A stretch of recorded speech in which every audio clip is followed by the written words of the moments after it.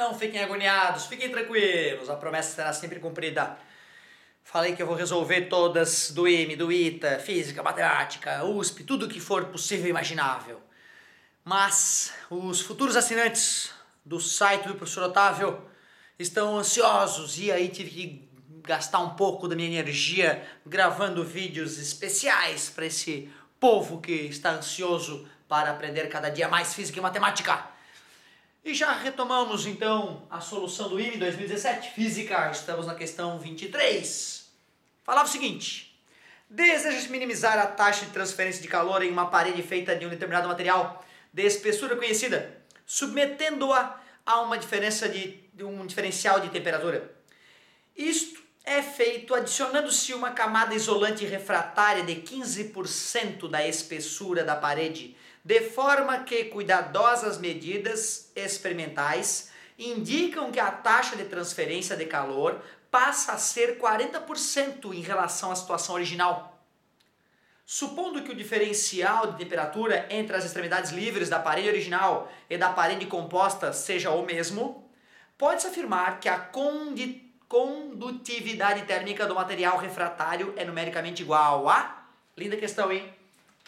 Bom, nós sabemos que se nós temos uma parede com uma espessura L, né, com uma área da seção transversal A, se uma das faces está com uma temperatura T1 e a outra face está com uma temperatura T2 ou T3, né, já que depois nós vamos colocar uma nova camada, nós sabemos que o fluxo de calor, né, que vai da maior temperatura para a menor temperatura, vamos supor que a maior temperatura seja o T3 e a menor temperatura seja o T1.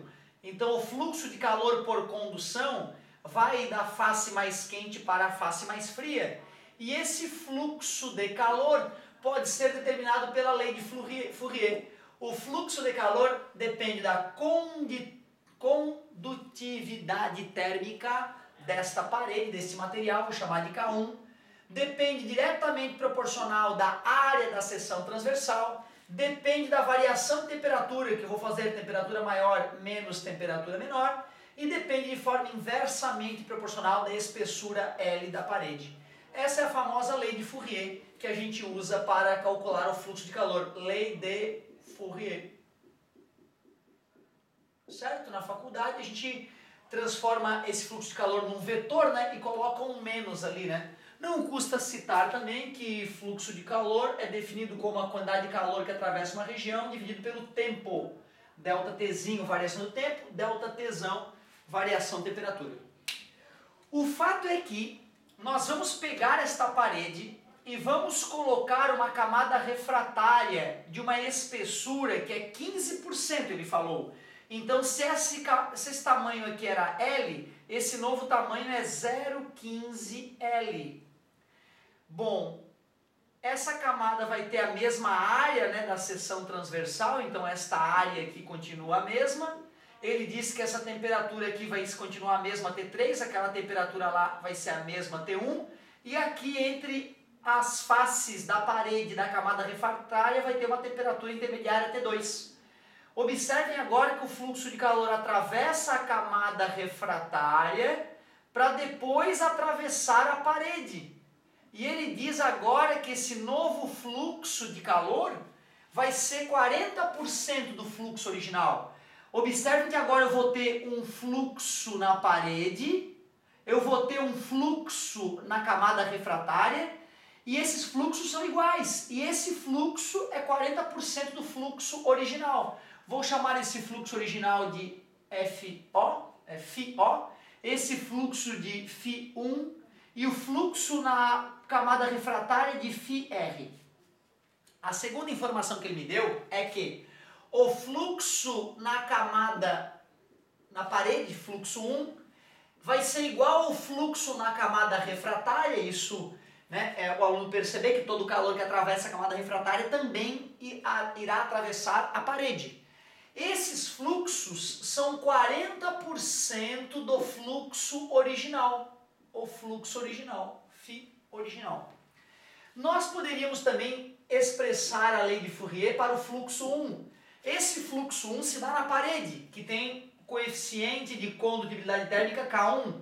Área A, a nova diferença de temperatura é T2 menos T1. Temperatura maior menos temperatura menor, dividido pela espessura da parede continua L. Apliquei a lei de Fourier na parede, na nova condição, com a camada refratária já instalada. E o fluxo na camada refratária seria o K da camada refratária vezes A diferença de temperatura na camada refratária, temperatura maior, T3 menos temperatura menor, T2. T3 menos T2, dividido pela espessura, que é 15% da espessura original, 0,15 L. Escrevi também, então, a lei de Fourier para a camada refratária. Observem que eu posso pegar as três leis de Fourier e igualar, né, nessa igualdade aqui. O fluxo na parede na nova situação fica K1 vezes A vezes T2 menos T1 sobre L é igual. O fluxo na camada refratária é K da camada refratária vezes A, T3 menos T2 sobre 0,15 L é igual a 40% do fluxo original, 40% de K1 vezes A vezes T3 menos T1 sobre L.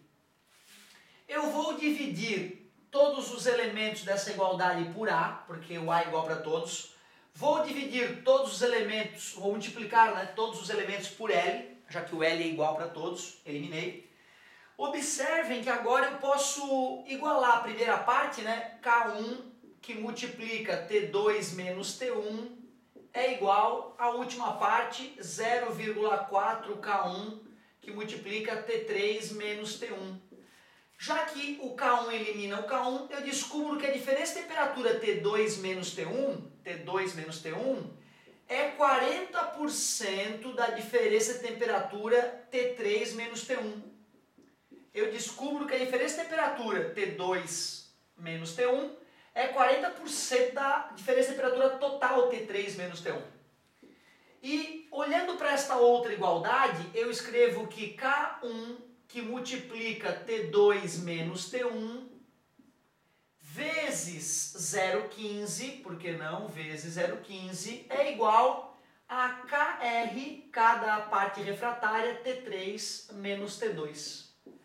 Para que eu possa achar uma relação entre o K da parte refratária e o K1, que é o K da parede original, eu só preciso achar uma relação entre T2 menos T1 e T3 menos T2.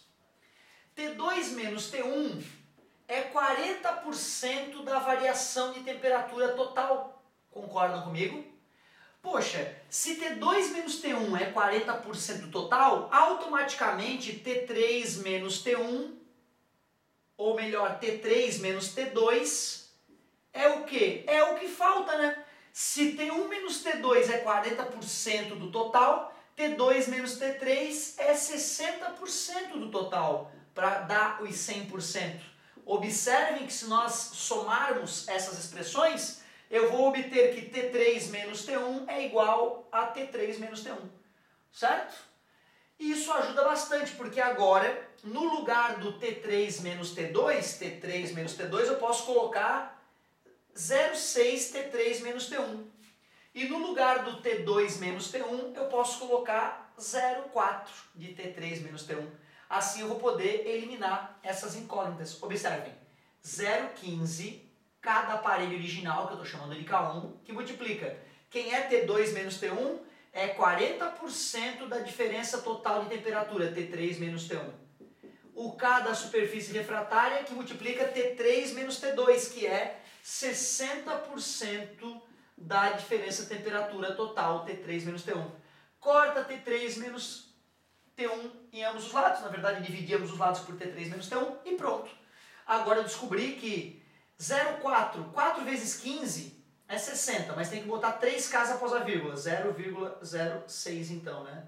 1, 2, 3. Vezes K1, dividido por 0,6, isto é igual a KR. Então, a condutividade da parte refratária ficou igual a, igual às casas, elimina a vírgula, vai ficar 60 dividido por 600, ou 6 dividido por 60, ou 1 dividido por 10, 1 dividido por 10 vezes K1. O K da parte refratária, isto 1/10 é 0,1, ou 10% do K1.